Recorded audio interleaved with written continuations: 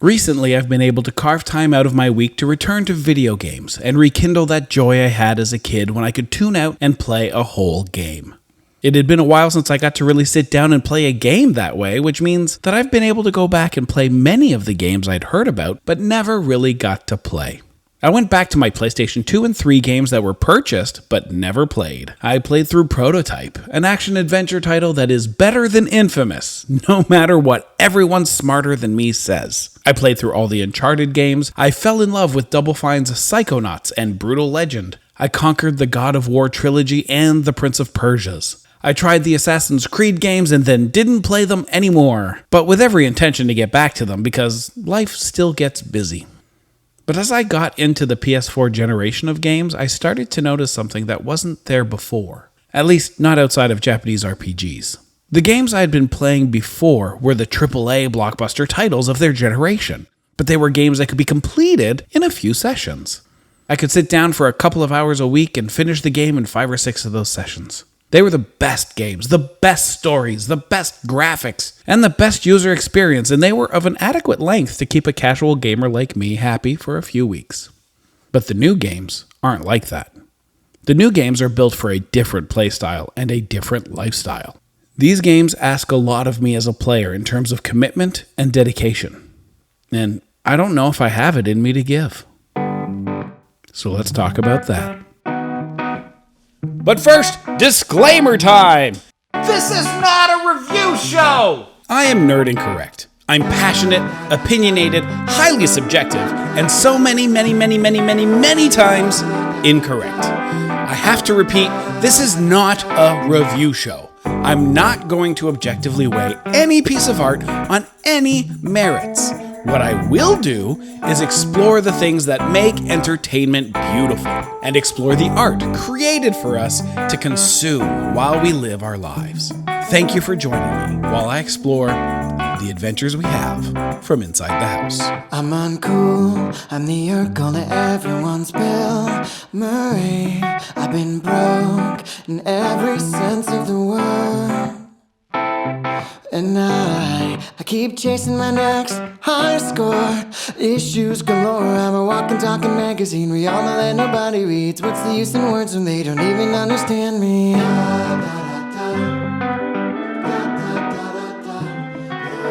Welcome to The Adventures We Have from Inside the House, a podcast about entertainment, how and why we consume it, and how it shapes our lives. And more importantly, a podcast that celebrates the things you like, even if nobody else does. My name is Tim Riel, and I am Nerd Incorrect, the boy who loves entertainment of every kind and always seems to fall in love with the properties in art that don't always follow the crowd. Video games disappeared from my life between the ages of 20 and 35 for a variety of reasons. Different interests, different friends, work, life, the usual stuff. And if I'm being honest, video games weren't that important before that either. Which is to say that I loved video games, played them a lot, but never enough that video games defined me the way other hobbies and activities have. Video games weren't the only thing I did, but they were a daily thing. I reached my pre-adolescence during the rise of the Nintendo Entertainment System. I participated heavily in the Super Nintendo Sega Genesis wars of the early 90s, agreeing wholeheartedly that Sega did indeed do what Nintendo don't. My first major purchase was at 6 a.m. on October 26th in the year 2000, when my mother woke up when I got home at 3 a.m. from a work shift and asked, "Do you want to go line up to buy a PlayStation 2? Some of my fondest memories of youth include video games, going on a school trip for a weekend and someone bringing their Sega and having Mortal Kombat tournaments in the hotel room, spending afternoons with my buddy John helping people with their groceries so they'd let us return the carts for the quarters, and then spending all the quarters at the arcade playing Tekken, Point Blank, and Police Trainer. The time my brother traded his Xbox for a Nintendo GameCube without telling anyone, which eventually taught me the lesson that cost and prestige could never trump enjoyment. But what is not in my past or my present is the label of video gamer. Video gamers were on a different level than most of us. They were that kid that had that gold Nintendo game cartridge with the ribbon in the middle. They were the ones who had Japanese imports of Mario and Final Fantasy that had a completely different numbering system.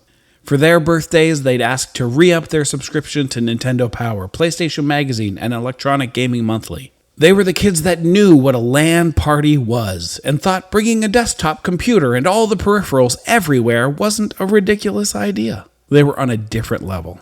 They were godlike. But that wasn't me. I loved video games, but I loved so many other things too. My passion wasn't just one thing. It included all of the things. So when I got into my early adulthood, video games took a backseat to life. They were a semi-occasional activity reserved for parties and co-op play. I could go months without turning on a console, and when I did, it would be for simple platformers, racing games, sports games, anything that didn't require dedication. I couldn't start a narrative experience because I would never finish the narrative experience. This last statement is incredibly funny given what I plan to talk about, but we'll get to that soon enough.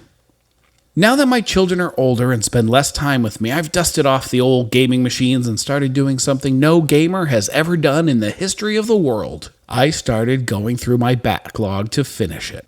I didn't buy any new games, I just started playing the ones I already had. This was fun. I played through The Last of Us, which took forever, but I finally did it over 2 marathon sessions one weekend. It was exhausting, but it was the only way I was ever going to see the end of the story, because if I didn't binge it, I'd come back to it in a couple of weeks with no memory of the story or how the buttons work, and I'd have to start all over again. I played Prototype, I played Jak and Daxter, I played God of War 1 through 3. I only played the games I already had because I was going to do the smart thing and play only the games I had already bought. It had never been done before, but doggone it, I was going to do it. And then I didn't do it. PlayStation has really good sales, and so I failed where every other gamer before me had failed. I added to the backlog instead of subtracting from it. I couldn't help it. The games for sale were AAA titles that I had heard so much about and had won Game of the Year awards aplenty. I picked up the first 7 Assassin's Creed games, I picked up all the Uncharteds, the Bioshocks, the new God of War, Horizon Zero Dawn, The Witcher 3, all of which were the complete editions with all the DLC. I picked up No Man's Sky, which became my first platinum trophy. I picked up indie titles with buzz like Celeste, What Remains of Edith Finch, Return of the Obra Dinn. I picked up Nier Automata, which became my favorite game of all time. And I kept buying more games because they were so inexpensive. I grabbed all the Devil May Cries, the whole of Kingdom Hearts, both Ni no Kunis, Persona 5, the list goes on. I really started to feel like I could become a video gamer. And then life reminded me that I'm a busy man with a lot of irons in the fire. The amount of time that I could dedicate to games hadn't changed, and I still had to actually play the games. That's when I realized the video game industry has decided that I am not ever going to be a video gamer. The gaming industry is not focused on selling games to me anymore. I mentioned that I finished Last of Us over a weekend by binging it. Last of Us is a game that I finished on PS4, nearly 5 years after I bought it on PS3 and then buying it again on PS4. That isn't to say that I didn't play it for 5 years, no. That's to say that I started it on 4 separate occasions, and then responsibilities and adult life were going on, and when I would return, I had forgotten all the things. So I'd start over again. Last of Us is a game that lasts approximately 18 hours. I, if I was fortunate, could dig out about 3 hours a week to playing games. So, if I decided to play only Last of Us, it would take me 6 weeks. And if during that time I played anything else or simply couldn't play, that would mean even longer, with the added chance that I would have forgotten how to play by the time I jumped back in. Luckily, I started my backlog plays with AAA titles from the PS3 era and ones that predated Last of Us, namely the Uncharted series. The Uncharted series was the cream of the crop. The best graphics, the best gameplay, the best story, the best acting. It was exactly what a AAA game, for me, was supposed to be. And the best part was that each part of the trilogy was only about 10 hours long. So I only needed 3 weeks at the most to finish them. I mean, I didn't finish them. I was busy, but I could have. Then lockdown happened. I was fortunate enough to not miss any work by moving all of my gear to my home office. My comedy schedule cleared up though, and at last I thought maybe I could get that backlog clear. But I also had an idea that had been burning in the back of my brain about doing a live comedy game show, and so after only a few weeks, all of my free time was once again taken up by other things, and I didn't have extra time for video games. Then something magical happened. My youngest asked me if she could also stream on Twitch. My kid is super into Fortnite and is exceptionally good at it. She also watches a lot of people play Fortnite and wanted to stream like them. She's 10 going on 11 and as such isn't allowed to have a Twitch of her own, so I decided to stream with her on Saturdays as my co-host. Since she's only here on every other Saturday, and I'm very into keeping a steady media schedule, I decided I needed to stream games on the other Saturdays. This was it. This was the way I could play video games. It was baked into my schedule, it was part of Nerd Incorrect, and as such, was no longer frivolously free time. So I sat down to make a list of all the games I own that I could play in one sitting, given that I now had designated Saturday as the day I make video game content. I played all the Uncharteds, each one getting its own whole day stream. And Uncharted 4, well, that one was twice as long, but just this once, I would do it over the whole weekend, 2 days, Saturday and Sunday. This was an anomaly, and I would go back to playing games that were 12-ish hours or less. Except that was the issue. There weren't any. I looked through my whole collection, cross-referenced their playtimes, and all of them were 20 hours or more. I had to start digging to find anything that would fit what I was looking for. I needed great graphics, great gameplay, stellar acting, amazing narrative, and I could find nothing. Nothing in my collection matched that and was under 12 hours. Assassin's Creed, 20 hours. Every subsequent sequel longer than that. The new God of War, 27 hours. Horizon Zero Dawn, 27 hours. Spider-Man, 23 hours. If I played these on stream, it would take multiple sessions. I can't give up an entire weekend for this every time, let alone multiple weekends. Not to mention that the next weekend I can play is 2 weeks away. What the hell was going on? Why are all of these games so damn long? I love entertainment of all kinds. I love following media about all entertainment. I especially love following video game news and trends. Probably because I don't get to play nearly as much as I'd like, so I can vicariously experience games this way. It was during the early years of PS4 that I started to hear an increase in the use of words like DLC and value proposition. During the PS3 era, a top-tier AAA title would be about 12 hours long. Anything longer and it would be laughed at for trying to be a JRPG. The Japanese role-playing games were notorious for trying to cram epic sagas onto as many discs as possible to satiate the fans who played these games as a lifestyle. They were lifestyle games. Games that you would play exclusively. You wouldn't play video games, you would play this video game. JRPGs weren't the only lifestyle games, but they were the only ones that did so based on their narrative. Online multiplayer games like Call of Duty would become lifestyle games, not because of the narrative, but because of the skirmish play and reward system. The narrative single-player experience of that game is only 8 hours. AAA action-adventure narrative games were not JRPGs, and nobody thought they should be. When Last of Us was released, one of its only criticisms was that it might be too long. People didn't want a 20-hour narrative, and if they did, they'd play Final Fantasy. Then, something changed when we moved to the PS4 Xbox One generation. All AAA games were 20 hours or more. They all had DLC packs that added another 10 hours. Pretty soon, 30-hour games was the norm, and there was no going back. Spider-Man released a sequel of sorts called Miles Morales. I say sequel of sorts because there was some pushback from the video game community. You see, Miles Morales is much shorter than Spider-Man. And so it was a ripoff to charge the same price for a worse value proposition. AAA prices were supposed to guarantee you 30 hours or more of content. Everybody agreed Miles Morales should have been DLC. It was too short. It shouldn't be the price it was. And again, this was Sony ripping everyone off. Here's the thing though. Miles Morales is longer than all 3 original Uncharted titles.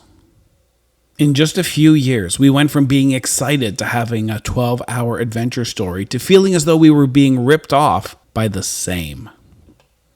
Some could easily argue the virtues here. Instead of paying full price for 12 hours of game, you pay that for 30 plus hours of game. Your money goes further. The value proposition is better. If you pay $60 for 10 hours of game, that's $6 an hour. If you pay $60 for 40 hours of game, that's $1.50. That's just math. When I look at my backlog, it is undeniable that with all of the games available to me at the highly discounted prices I paid for them, that I am paying mere pennies for every hour of gameplay available to me. My collection, in terms of value proposition, is a work of art and a deal to rival all deals. But that's the math, and math doesn't account for everything. During normal life, I can fit in about 3 hours a week for gaming. With my current schedule, I play video games for 10 to 12 hours once every 2 weeks. As an adult with a career, kids, responsibilities, this is what I can give to video games. I look at the games in my collection, choosing the next game I will invest my time in, and all of them are too long. I won't be able to finish them. It will get broken up and doled out so slowly that I will not be invested, or possibly might not even be able to follow the story properly. So I don't play them. They just sit there unplayed because I simply don't have the time to invest. One of the games I really want to play is The Witcher 3. I picked up the complete edition of The Witcher 3 for $11. And I was excited. I love the books. The Netflix series was incredible. And the game is supposed to be some of the best narrative gameplay ever made. The narrative gameplay available in the complete edition is 300 plus hours. To put that into perspective, if you play all of the narrative content in Witcher 3, that's comparable to watching all of Law & Order SVU. All of it. I simply don't have time. What I want is a game that is amazing and is 12 hours or less. But the big studios can't make those anymore because that's a bad value proposition. My tastes can be particular. I want a game to look and feel like Horizon Zero Dawn, or Uncharted, or God of War. But I need it to not be so damn long. Luckily, there are a few companies that are still making them, mostly independently and usually as a proof of concept or demo of their capabilities, so they'll be hired to make the big budget games next time. Arguably, because of their independence, they have the freedom to experiment more than their AAA brethren. It was only by searching specifically for short, incredible games and asking around the internets and my friends was I able to discover some truly inspiring 12-hour games. Hellblade: Senua's Sacrifice is an action-adventure puzzle game in the vein of God of War and Uncharted that is based in ancient Nordic times and deals with schizophrenia and mental illness in a visceral way while staying visually stunning and keeping all the fighting and monsters that you want from a title like this. It stands head and shoulders with other AAA games of its kind and leaves you fulfilled. It was, for me, a transcendent gaming experience that left me reeling and excited and happy to have experienced it. I'm not sure the same could have been said had I played it for 30 hours over several weeks. A Plague Tale: Innocence is an action-adventure puzzle game just like the ones previously mentioned, and has stunning set pieces and incredible acting, and the gameplay is stellar. It has, as its main villain, a billion rats.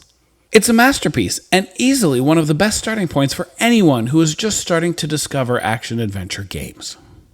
Both of these titles did so well, they are currently producing sequels for each. The first installments were unknown quantities and had small budgets and teams, which is why 12 hours was sufficient. But the sequels are highly anticipated. My fear is that these worlds and characters I fell in love with will be trapped in a 30-hour game, and I won't be able to experience it. Independent video game companies have been my refuge since realizing that all of my games are too long for a normal adult.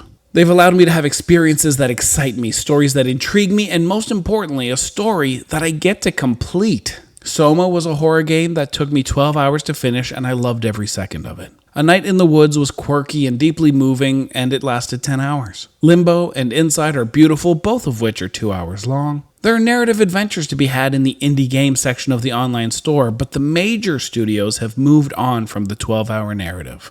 And not every indie company has the time or the talent to make a Hellblade or a Plague Tale. It's incredibly selfish of me to demand that games be made specifically for me.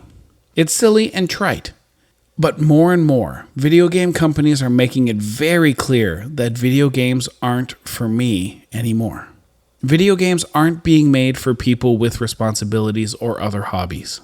Video games are being created for people who have chosen video games as their main and sometimes only hobby. Luckily for me, there are still some companies that can't afford to make 30-hour games out of the gate. The up-and-comers will make extraordinary action-adventure games that I'll get to play, and I will play the hell out of them. The other side of the coin, the as-of-yet ignored part, is this, of course. There are plenty of other kinds of games. There are platformers, puzzle games, walking sims, narrative QuickTime games, Metroidvania, roguelikes, and so many more. And these are games I also love to play, and I play them a lot. They're the reason I can't get long games played. Sometimes I just want to sit back and solve some puzzles, or clear out some dungeons. There are games that will take me by surprise, and then I'll binge that on my free time. During a normal day, there are things that are scheduled or necessary, and then there are the times where nothing is needed, and I get to stop. It's downtime, and I get to do whatever I please. My free time is for entertainment. It's for all entertainment. Free time could be a movie. Free time could be TV, board games, books, anything. And sometimes my free time is video games. But I don't have 30 hours of free time. I don't have 12. So when I play video games during my free time, I don't play the big titles, the blockbuster experiences, the award-winning sagas. I play the other stuff. I play Yoku's Island Express, a sweet cartoony platform game that's actually pinball, but also it's Mario and Sonic. It's tremendously charming and hooked me so hard that it took up all my free time for about a week. It has a narrative, and though it's terrific and surprisingly good, it's not one that begs to be consumed immediately. So it can be put down every couple of hours, and I can come back tomorrow. It's just fun. I play Binding of Isaac, which isn't a game anyone should play due to its subject matter, but it's so incredibly fun that I play it, and I play it to relax. Each session lasts about 10 to 20 minutes, and then I'm out. And if that game has a narrative arc, I certainly don't know it, and I frankly don't care. I play The Witness and Talos Principle because I adore puzzle games in the form and style of the Myst games. I love walking around and having large puzzles to solve, but I'm not dedicating a 12-hour stream to them because they aren't epic tales or adventures and they don't require my full attention. They're for my free time. But AAA companies are only making two things now. They are making online multiplayer experiences, or they are making epic narrative sagas that last 30 or more hours and that require your dedication and perseverance to be able to enjoy. They are making them long and difficult to consume because they have to. Because if they don't, they're ripping you off. They aren't allowed to charge full price for a 12-hour game. And if they can't charge full price, then what's the point? When I was a kid, I loved video games. I played them daily.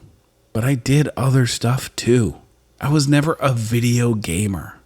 Video games didn't define me, but those video games were fun. They fit me.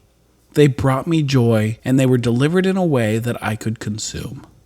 I wasn't the kid with the hacked console or the Nintendo Power subscription, but the games that I rented at the store were made for me. Today, I no longer know where I stand. I love video games. They fascinate me. They intrigue me. I want to play them. But I've grown up, and I have a life and kids and things that need to get done. The thing I treasure the most fleeting, is time, and I don't have a lot of it. It's getting harder and harder to find an exceptional action-adventure narrative that is short enough to actually finish. It may become impossible, and there doesn't seem to be any demand to stop making these games longer. Nobody is asking for short games because they aren't worth the money. Video gamers want a great value proposition. Video gamers want 40-hour games with 20-hour DLC packs. Video gamers want The Witcher 3. Video game studios know this, and they've decided to deliver what video gamers want. I'm not a video gamer. I know that. And I think the game studios know that too.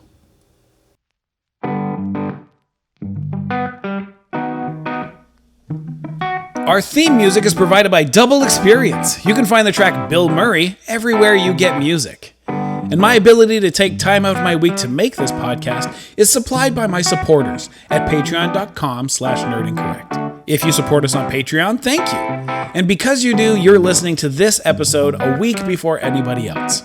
And if you want to be part of that club, head on over to patreon.com/nerdincorrect, where you get early access to all our podcasts, an exclusive podcast, and so much more. You can also join our Nerd Incorrect Discord server, The Incorrection, where we can discuss in more depth everything I talked about today. If you want your question and or comment about today's podcast featured in next week's episode of discussing the adventures we have from inside the house, you can drop it into our podcast-specific Discord channel or comment on the Patreon post of this episode. All of the comments on the Patreon will be featured, and if possible, as many of the Discord comments as well. I'm Tim Riel. Thank you so much for listening, and I'll talk to you next week as we discuss more of the adventures we have from inside the house. I'm uncool, I'm the uncool that everyone's built me, and that's alright with me. Cause I'm a walking, talking magazine. We all know that nobody reads, but what's the use in words when nobody understands me? What's the point of trying to be someone that I can't be?